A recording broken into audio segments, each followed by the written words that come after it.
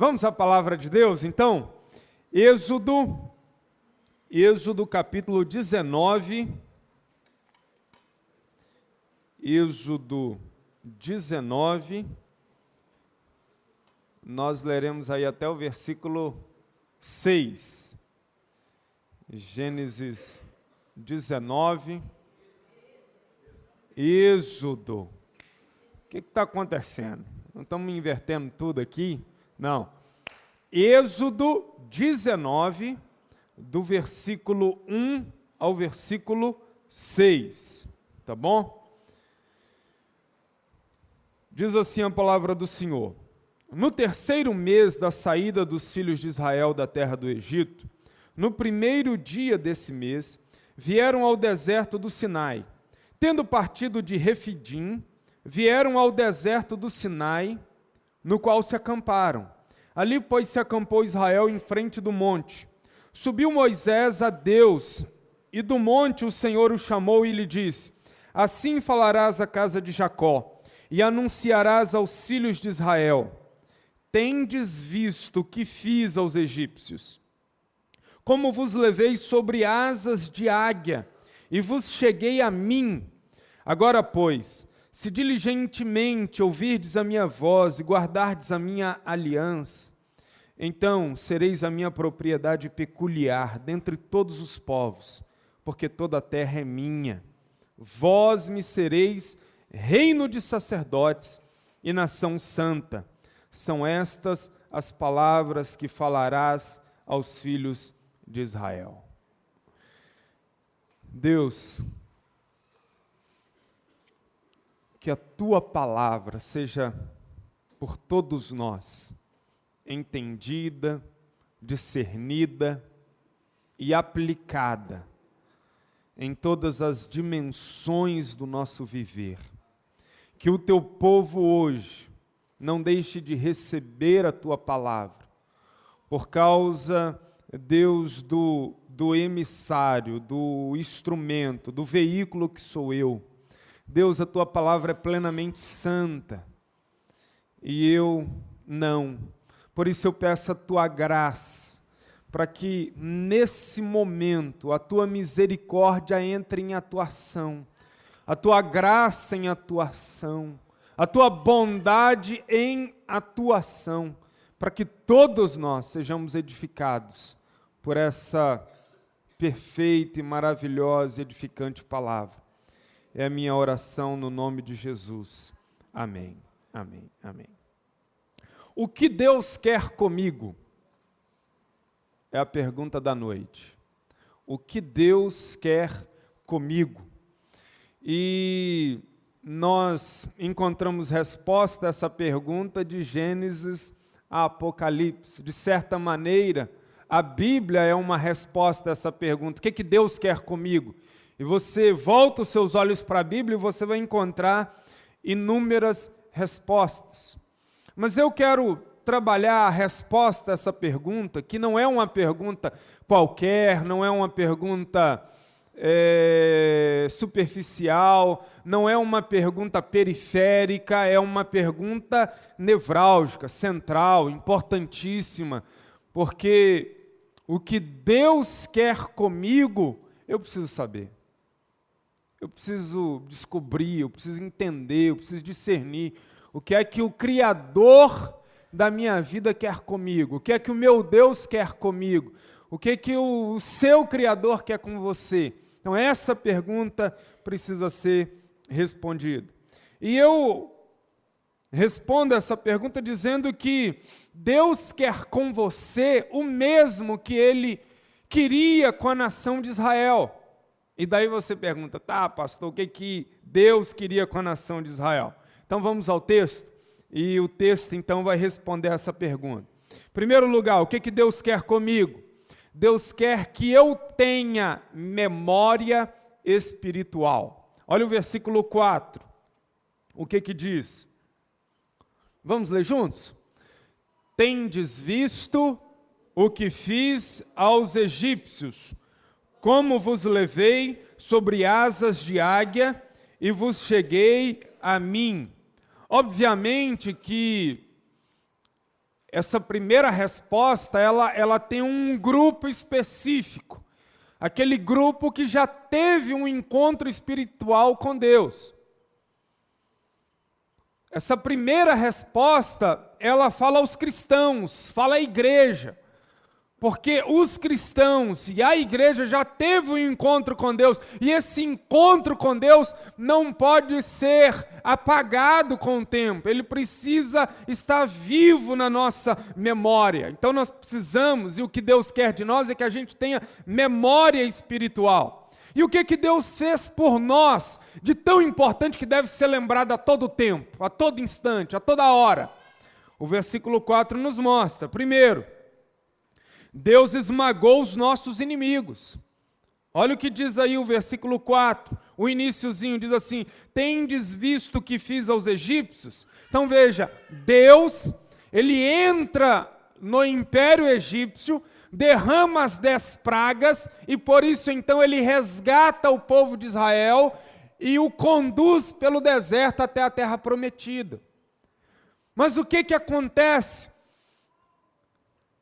Nessa história Deus esmaga Faraó, Deus esmaga os inimigos que mantinham o seu povo sob cativeiro. Quando a gente olha para a nossa vida, espiritualmente falando, nós percebemos, de maneira bem nítida, que na cruz do Calvário, a antiga serpente que enganou Adão e Eva foi esmagada por Cristo Jesus, de modo que agora, nós que tivemos um encontro com a cruz, não estamos mais debaixo da escravidão de Satanás, nós fomos libertos por ele, porque o nosso inimigo foi despojado na cruz do Calvário.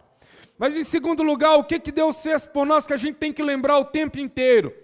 É que Deus nos libertou extraordinariamente. Versículo 4, Deus diz, palavras de Deus: como vos levei sobre asas de águia. Veja que não foi apenas uma libertação, mas foi uma libertação fantástica. A semelhança da águia quando ela voa e vai ao encontro da sua presa, ela então com garras, ela trava a sua presa e voa com a sua presa nas garras até o lugar então em que ela vai consumir essa presa. Deus está dizendo, olha, foi dessa maneira, de maneira extraordinária. Eu entrei lá no Egito e com as minhas garras então eu peguei vocês e a semelhança da águia eu os conduzi à terra prometida. Nunca se esqueça disso. Mas em terceiro lugar, o que Deus fez por nós que deve ser lembrado a todo momento? Que memória espiritual é essa que a gente deve carregar? A de que Deus se abriu para um relacionamento íntimo. Versículo 4, finalzinho. Deus diz, e vos cheguei a mim. Veja, Deus nos libertou para Ele. Deus não nos libertou do império egípcio e nos deixou a nossa própria sorte, a nossa própria maneira, a nossa própria mente, não. Ele nos tira do cativeiro egípcio e nos chama para um relacionamento íntimo, onde não somos mais servos, onde passamos a ser seus amigos. Então veja, Deus quer que essas lembranças, a de que o nosso inimigo foi esmagado, a de que a libertação foi extraordinária, a de que ele se abriu para um relacionamento íntimo como um pai se dá ao filho. Ele quer que estas lembranças povoem a nossa consciência e o nosso coração. Porque veja bem, se nós nos esquecermos de onde estávamos e onde estamos agora, e o que aconteceu para que saíssemos de onde estávamos para onde estamos, nós caímos na soberba, caímos na arrogância, caímos na displicência espiritual, e daqui a pouco então eu começo a orar, não para Deus ter misericórdia de mim, para eu pregar a palavra, eu começo já a orar, dizendo que Deus depende de mim para que eu pregue a palavra, mas quando eu tenho memória espiritual e eu me lembro de onde eu estava, quem eu era, como eu vivia, minhas previsões de futuro, os horizontes que se abriam para mim, e olho para onde estou, e me lembro do processo de Deus, do resgate, de onde eu estava para onde eu estou, eu sempre caio aos pés da cruz, humilde, reverente, dependente, e dizendo a Ti toda a glória por esse tão grande amor que o Senhor me concedeu. Então o que Deus quer de mim? Que eu nunca me esqueça. Porque se em algum momento eu perder essa memória espiritual, eu me perco na vida. Mas ainda, em segundo lugar, o que Deus quer comigo? Deus quer que eu viva orientado pela sua palavra. Olha o versículo 5 aí, o que diz.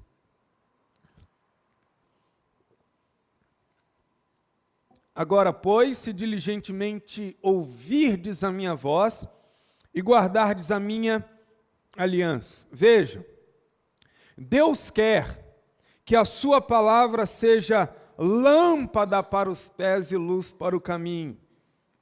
Deus quer que esta palavra, que é força para o cansado, que é bálsamo para o doente, que é fé para o incrédulo, que é esperança para o sofredor, seja alimento para o faminto, poder para o fraco, sinal para o perdido, caminho santo para o pecador, água para o sedento, esperança para o desesperado e paz para a alma inquieta.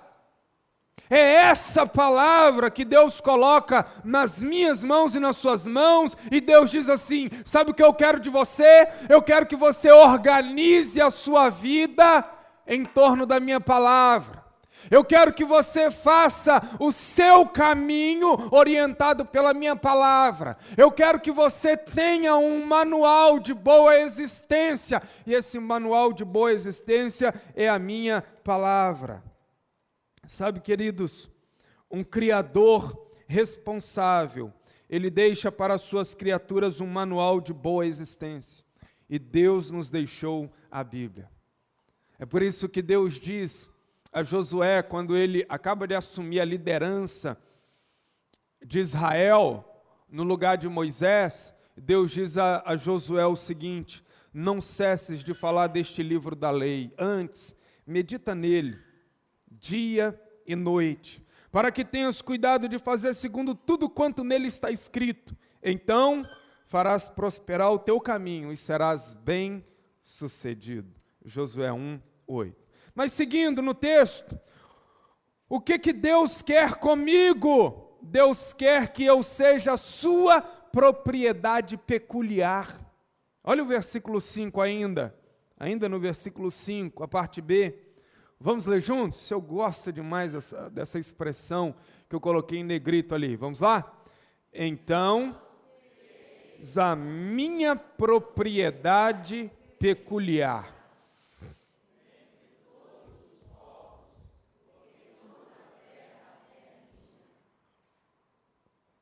Veja bem, essa frase que está aqui no texto, propriedade peculiar, refere-se ao tesouro particular do rei. Era assim que se referia na antiguidade.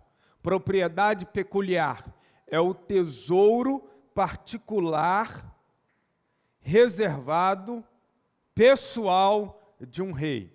Então, embora o reino todo pertença ao rei, mas ele, o rei, se digna a ter um tesouro pessoal, separado, para o seu uso particular. E é assim que Deus está tratando com Israel.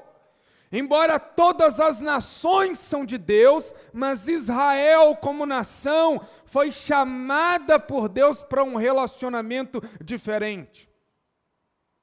Agora preste atenção, porque esse relacionamento diferente com Israel objetiva atrair todas as nações para perto de Deus, também dessa maneira particular. Então veja, a eleição que Deus faz de todos os povos da terra com Israel para ser o seu tesouro particular, não tem um fim em si mesmo, mas é um meio para um fim muito maior de alcançar todas as nações. Olha que maravilhoso, gente. Deus não nos chama para sermos empregados da empresa celestial. Deus não nos chama para ser empregados da indústria multi-universal. Deus não nos chama para sermos uma peça de xadrez em suas mãos. Ele não nos chama para nos usar, no sentido pejorativo da palavra, não. Mas Deus nos chama para sermos a sua propriedade peculiar, o seu tesouro pessoal. Lá no Egito, o povo de Israel trabalhava à base do chicote egípcio, construindo as pirâmides, mas Deus os tira de lá, não para colocá-los escravos dentro de uma outra empresa, a empresa de Deus, não. Deus os chama para ser agora parte da sua família, para ser o seu tesouro pessoal. Gente, Deus não quer que a gente se esqueça disso. E o que Deus quer com você? Deus quer que você seja propriedade peculiar de Deus. Agora entenda que isso tem uma implicação muito profunda, a de que Deus é um Deus zeloso, a de que Deus é um Deus ciumento. Quando Deus nos chama para Ele, Deus não quer mais nos dividir com nada, totalmente dele. É por isso que Ele nos chama para ser parte da sua família, onde Ele é o Pai, e nós, os seus filhos, onde nós somos sua propriedade, e propriedade no sentido de valor, de algo que tem muito valor, de algo que é um tesouro. Então Deus nos quer como seus filhos. Deus nos quer que nós abramos a nossa boca de volta para Ele, dizendo: Pai nosso que estás nos céus. É dessa forma, é dessa maneira. Mas ainda, o que Deus quer comigo? Deus quer comigo que eu cumpra o meu papel na história. Veja o versículo 6. Veja o versículo 6.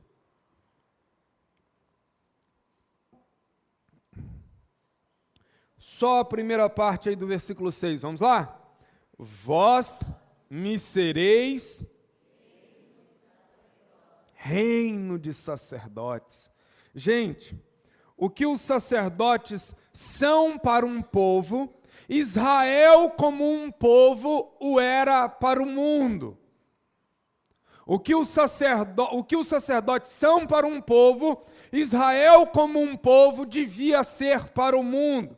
Então veja o seguinte, um sacerdote no Antigo Testamento, ele era separado e consagrado totalmente a Deus. Essa é a verdadeira essência do que ele deve fazer e ser. Ele deve atuar como um canal de mediação da presença santa de Deus para a comunidade em que ele está por meio da sua própria vida e comportamentos santos. O sacerdote é um modelo de consagração e devoção a Deus. Vejam, os sacerdotes no Antigo Testamento viviam um relacionamento de intimidade com Deus, eram eles os que mais se aproximavam de Deus, vamos até colocar entre aspas, mas era essa a ideia religiosa. Israel foi chamado para mediar a presença de Deus para as nações, a fim de ser uma evidência concreta da presença de Deus em seu meio. Agora vamos trazer isso em miúdos para nós. Qual é a implicação disso para a nossa vida? Qual é a implicação disso para a igreja? Qual é a implicação disso para o cristão? Veja, o sacerdote, ele realiza o seu ofício espiritual em favor dos outros. A vida do sacerdote cristão não é para si mesma, ele vive para levar a bênção de Deus para os outros. Assim como Israel devia ser uma bênção de Deus para o mundo, para as nações, você que Deus quer comigo? O que Deus quer conosco? Deus quer que sejamos uma bênção para a sociedade na qual estamos inseridos. Deus quer que sejamos os seus sacerdotes no mundo. Deus quer que levemos os perdidos à cruz de Cristo. Deus quer que anunciemos aos não crentes que Deus nos aceita por meio do seu Filho Jesus, e essa é uma ótima notícia. A de que não precisamos viver eternamente em guerra com Deus, a de que por meio da cruz de Cristo podemos ser reconciliados com Ele.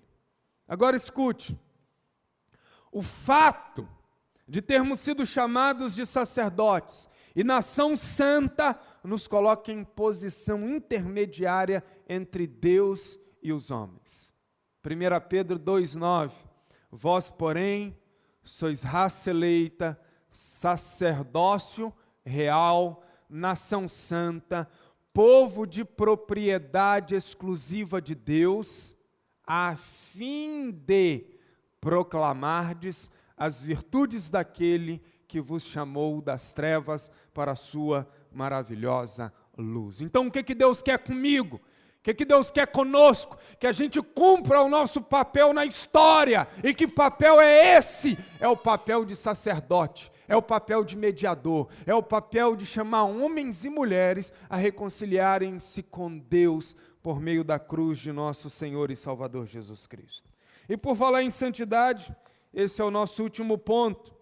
O que Deus quer comigo? Deus quer que eu viva uma vida diferenciada. Olha o versículo 6. Olha a continuação do versículo 6. Diz aí o quê? E nação santa. Nação santa, santidade. O que é santidade? Santidade é a qualidade especial de algo que foi separado do seu uso normal e consagrado para o serviço a Deus. Nós, os cristãos, nós devemos viver como um povo separado, diferente da sociedade em que estamos. Nós somos o povo de Deus, portanto nós somos uma vitrine, nós estamos expostos. O mundo à nossa volta nos observa para saber como vive alguém que recebeu Jesus como Senhor e Salvador. Olha que coisa extraordinária. Quando o mundo quer saber como deve viver alguém que chama Jesus de Senhor e Salvador, olha para os cristãos. E a vida dos cristãos, então, vai refletir que tipo de relacionamento é esse que se desenvolve com Cristo. E Jesus nos chama. Deus chamou Israel, e no Novo Testamento Jesus nos chama a sermos nação santa. O modo aí, olha a implicação disso, gente. É que o modo santo, como vivem os cristãos, é o modo como Deus quer ver todo mundo. Santidade são os cristãos vivendo a maneira de Deus publicamente diante dos olhos da sociedade. Quando Deus diz para Israel, vocês serão nação santa, é porque eu quero que vocês sejam o protótipo, a maquete, o modelo, o exemplo para todas as outras nações do mundo de como se deve viver. Quando Deus chamou a mim e a você, e nessa noite Ele está dizendo, o que eu quero com você é que você viva uma vida diferenciada, porque esta vida diferenciada, que se chama vida santa, é a vida que eu quero para todos os homens e mulheres que estão vivos hoje, e eu quero que eles olhem para você e saibam como é que se vive santamente. Aleluia. Então veja, nós jamais devemos nos tornar parte da escuridão que devemos dissipar. Jamais devemos nos identificar com o sistema mundano de tal forma que nada nos diferencie. E aí você me pergunta assim, tal Elton, mas em linhas mais tênues, mais definidas, o que seria essa vida diferenciada? Essa vida diferenciada, que é essa vida santa, consagrar todas as dimensões da existência para a glória de Deus num viver santo, do tipo, quer ser santo? Quer ser santo? Então tenha respeito nos relacionamentos entre marido e mulher. Quer ser santo? Seja um bom marido. Quer ser santa? Seja uma boa mulher. O que é essa vida diferenciada? É respeito e honra nos relacionamentos familiares. Pais amando a seus filhos. Os filhos honrando aos seus pais. O que é essa vida diferenciada? É libertação completa e radical dos ídolos, da idolatria. O que é uma vida santa? É socorrer, é ter misericórdia para com os pobres, para com os indigentes, para com as viúvas, para com os órfãos, para com os excluídos, para com os estrangeiros. Vida santa é ter honestidade no campo dos negócios, parar de maracutaia nos negócios, parar de nós nos negócios, uns negócios tudo torto, pelo amor de Deus. Como é que o cristão vai se revelar de modo santo? Integridade nos relacionamentos com os outros, nada de falsidade, nada de hipocrisia, nada de fingimento, isso é santidade. O que é santidade? É amor para com o próximo. O que é viver de modo santo? É fidelidade sexual, é cuidado pela criação de Deus, é não jogar lixo no rio, é não jogar lixo na rua, é não matar os animais por pura diversão, é não sair fazendo alterações à torta e à direita na criação. Viver de modo santo é viver a maneira de Deus. O que é viver de modo santo? É se distanciar de qualquer religião pagã, é verdade nas conversas, é justiça nos tribunais. Veja como é que a noção de santidade ela se amplia, e o mundo vê que nós somos santos, não quando estamos reunidos aqui no culto, no templo. O mundo vê que a gente é santo no dia a dia e nas mais diversas formas de vida. Então escute, viver em santidade significa viver a maneira de Deus diante das nações. A missão da igreja, a minha missão, a sua missão, está relacionado, primeiro, a ir ao encontro dos perdidos. Segundo, a fazer algo pelos perdidos. E terceiro, ser alguém completamente distinto do modo como vive a sociedade mundana. É essa vida santa que deve ser vivida publicamente para a glória de Deus. Sabe, gente, a nossa história de vida deve ser tão bonita, espiritualmente falando, que nós devemos deixar claro assim para os perdidos, como Deus quer que eles sejam, ou seja, como nós. Tendo eles sobre si a mesma marca que nós temos, a marca do sangue do Cordeiro sobre as nossas vidas. A mensagem que nós devemos transmitir toda hora aos perdidos deve ser, tipo no megafone, assim: ei! É nesta direção que a história de Deus está caminhando. É nesse estilo de vida que eu vivo que Deus quer que você viva. Então venha e junte-se a nós dessa forma e desta maneira. Eu concluo, queridos, dizendo o seguinte: o que Deus quer comigo? Observe só o que Deus disse a Moisés, ainda no versículo 6. Deus disse assim, no finalzinho: Moisés, são estas as palavras que falarás aos filhos de Israel. Veja que Deus quer que Moisés transmita o conteúdo daquilo que ele ouviu no Monte Sinai. Moisés, isso não pode ficar só para você, porque não é apenas a sua vida que eu quero que se encaixe essa dinâmica de existência, mas a todos os filhos de Israel. Então, transmita estas palavras. E assim como Moisés desceu do monte e transmitiu estas palavras ao povo, Deus quer que vivamos, em primeiro lugar, o conteúdo dessa comunicação espiritual.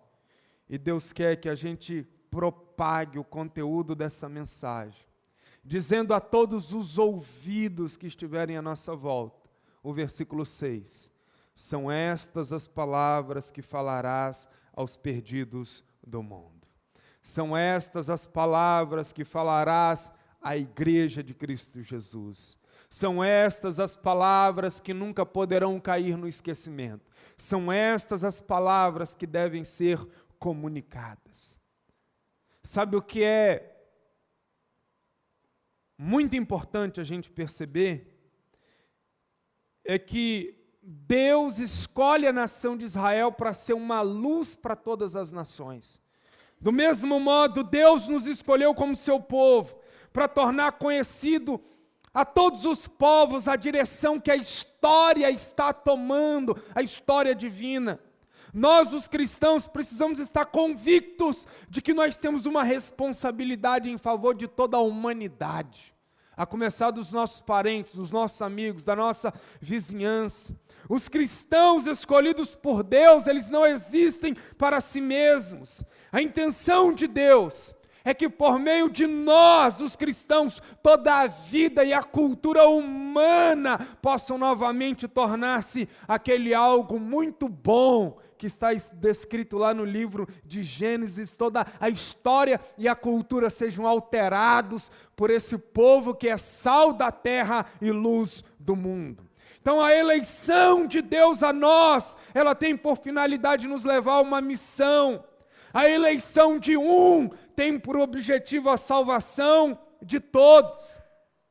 E sabe qual é a grande tentação que a gente vive nessa história cristã? Nessa história da fé, a grande tentação é a gente se esquecer do chamado de Deus a nós para evangelizar os perdidos e ficar enganadamente somando privilégios, posições e bênçãos, e dizendo, olha, eu fui escolhido, você não, coisa de menino, coisa de meninice, sabe, coisa de gente pequena, crianças, porque a eleição de Deus a nós traz sobre nós uma grande responsabilidade. Essa eleição não fala que nós somos os seus favoritos, mas simplesmente que Ele tinha que partir de algum ponto, Deus tinha que partir de algum lugar, e Ele, por sua graça, resolveu nos escolher como um canal de bênçãos para a gente alcançar os outros. A eleição tem a ver com o método soberano de Deus em estender a sua salvação a todos, partindo de uma pessoa, e nós estamos no século 21, na pós-modernidade, e o povo que Deus está chamando para levar a sua mensagem adiante sou eu, e é você, e é essa a igreja em nome de Jesus. Então a nossa eleição é para um destino, é muito mais obrigação do que privilégio, porque nós os cristãos existimos a fim de que, abençoados a fim de que possamos abençoar. Nós somos um povo que anda pela história convidando homens e mulheres dizendo, venha, junte-se a nós. O amor de Deus a nós gera em nós a responsabilidade de levar esse amor adiante. A libertação de Deus efetuada na gente gera a obrigação da gente estender essa libertação a outros. A redenção de Deus que nos tomou gera em nós a obrigação de levar essa redenção a outros. A graça de Deus que nos tocou nos obriga agora a estender essa graça às outras pessoas. A paz que nós alcançamos por meio da fé, justificados em Cristo Jesus, gera em nós agora uma responsabilidade de levarmos essa paz adiante. A esperança da segunda vinda de Cristo, que agora mora no nosso peito, gerou em nós uma responsabilidade de levar essa esperança para homens e mulheres que estão desesperados com a vida asfixiante que estão vivendo por causa da carne, do mundo e do diabo. Queridos irmãos, essa eleição de Deus não é para a gente ficar arrotando os seus favoritos de Deus, mas é algo que deve ser interpretado na sua essência. Deus queria começar uma revolução no ano de 2016, e Deus se perguntou: a quem enviarei? E quem há de ir por mim? E nós precisamos levantar a mão e dizer: Deus, começa essa revolução através da minha vida. Começa essa revolução através dos nossos GRs. Começa essa revolução através da nossa igreja. Deus, transtorna a cidade de Vila Velha para o bem, através das nossas vidas, em nome de Jesus. Vamos ficar em pé e vamos orar. A eleição de um tem por objetivo a salvação de todos. Ministério de louvor aqui à frente. Eu quero orar por vocês, mas eu quero que vocês sigam para casa ouvindo o primeiro louvor que foi entoado aqui hoje. Feche seus olhos e ore comigo. Pai bendito, fomos despertados pela Tua palavra no sentido de que o Senhor quer algo conosco. O Senhor quer algo com a gente. E o que o Senhor quer com a gente é muito mais do que nos dar curas e milagres e prosperidade financeira e outras coisas mais. Mas isso que o Senhor nos deu tem que se tornar uma responsabilidade para estendermos isso aos demais. A cura que o Senhor nos deu agora serve para curar outros em Teu nome. Ó Deus, a bênção que o Senhor nos deu gerou em nós a responsabilidade de abençoar outros. A vitória que o Senhor tem estendido a nós agora gera em nós o compromisso de levar os homens e mulheres que estão derrotados pelo pecado, pelo diabo e pelo mundo a encontrar o caminho da vitória que passa pela cruz do Teu Filho, e nós sabemos esse endereço. Ó Pai, o que o Senhor quer conosco? A Tua palavra nos informou hoje. A Tua palavra disse que a gente tem que ter memória espiritual, sempre se lembrando, Deus, do que o Senhor fez por nós na cruz do Calvário. Ó Deus, o que é que o Senhor quer de nós? A Tua palavra nos informa que o Senhor quer fazer de nós a Tua propriedade particular, o Teu tesouro peculiar. A Tua palavra, meu Deus, nos informa que nós temos um papel a assumir na história, e esse papel é o de ser sacerdotes para a Tua glória. A Tua palavra, meu Deus, nos mostra que o Senhor quer uma vida diferenciada nas nossas existências, que é um viver santo, e nós queremos. Ó Deus, e assim como o Senhor escolheu Israel para abençoar o restante do mundo, e nós hoje somos abençoados pelo que o Senhor começou lá atrás, mas há uma geração futura, meu Deus, que será abençoada por nós. Há uma geração presente que carece, meu Deus, dessa graça libertadora que já nos alcançou. Ó Deus, nos levanta para uma vida além de nós mesmos, uma vida que se importa com o próximo, uma vida, meu Deus, que quer ver, Pai, mais e mais pessoas aproximando-se de Cristo. Ó Deus, e aqueles que hoje, Pai, foram alertados por esta palavra, aqueles que estão aqui ou estão assistindo essa mensagem pela internet, mas que ainda não renderam o coração ao Senhor, eu peço que o Teu Espírito Santo, que convence o homem do pecado, da justiça e do juízo, possa levá-los até a cruz, porque o que o Senhor quer de nós, em primeiro lugar, é que a gente passe pela cruz do Teu Filho Jesus. Que a Tua graça seja sobre nós, hoje e sempre. Amém, amém, amém.